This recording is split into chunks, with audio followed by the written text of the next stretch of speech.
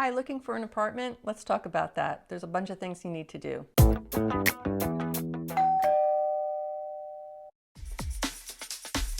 Before you even start looking for an apartment, make sure that you have a good credit score. If you haven't established credit, apply for a credit card either at a store or from a company like Visa or your bank. Then you buy something and then you pay it off slowly over maybe 6 months. If you pay it off right away, you won't be able to establish your credit. You want to keep your credit score above 700 because that's appealing for landlords. It's also a good thing to keep track of your credit, and you can get one free credit report per year through usa.gov/credit-reports, or you can use Credit Karma. Next thing you should do is start saving, because getting an apartment for the first time is very expensive. You have to lay out money for security, the first month's rent, possibly a brokerage fee if you go with a realtor. Plus, you'll be laying out money for utilities, internet, maybe a car payment, maybe a student loan payment, things like that. It's very wise to create a budget beforehand so you know what your expenses are going to be, and also to make sure that you have money set aside every month to save. As a guide, your rent should not be more than 25% of your monthly take-home income. Now let's get to the part about finding an apartment. One of the best things you can do is ask your friends. They may know of an apartment for rent through their friends or their family. If you're in the area of the neighborhood that you want to live in, ask the door people or the concierge of the buildings. They know what's going on and who's moving in and who's moving out. You can also drive through the area and look for rent signs. There's a lot of them around here. You can also use an online vendor that vets their listings. If you don't use a vendor that vets their listings, there's a lot of red flags that I'm going to go over next. Of course, you can always engage a realtor.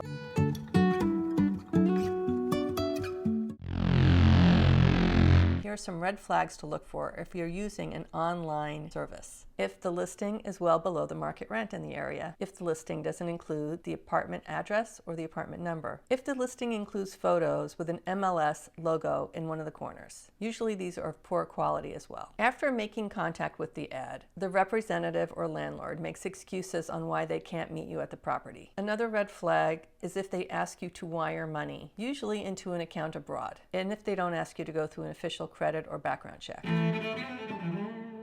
Once you find a place, or if you're working with a realtor, you're going to be filling out a lease application. What's in the application? Questions like legal name, address, your date of birth, occupation, who your employer is, how long you've been with the employer, the expected use of the apartment, how long you want to live there, the number of occupants and their ages. If you have a car, they may ask you for your license. They'll ask for personal references and bank references. They'll probably want you to go through a credit and background check, and there's often a fee for this.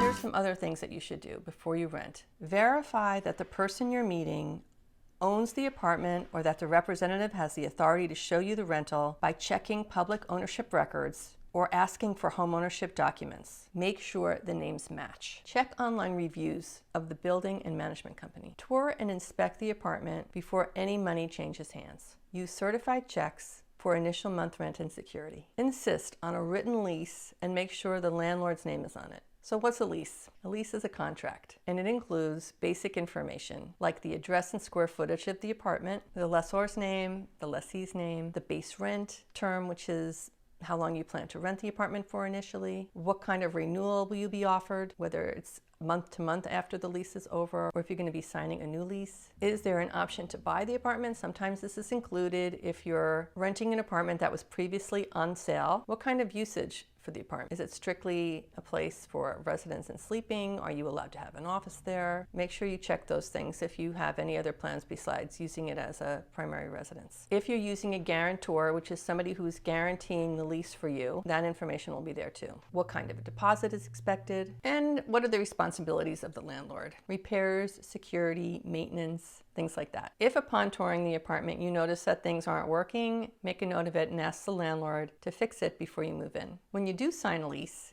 ask for a copy of it at signing. So when you're going to rent a place from someone, make sure you do your due diligence and run basic searches on the internet. Google the landlord, cross-check emails, names, property addresses, etc., and use Google reverse image search if you see one of those pictures with an MLS in the corner.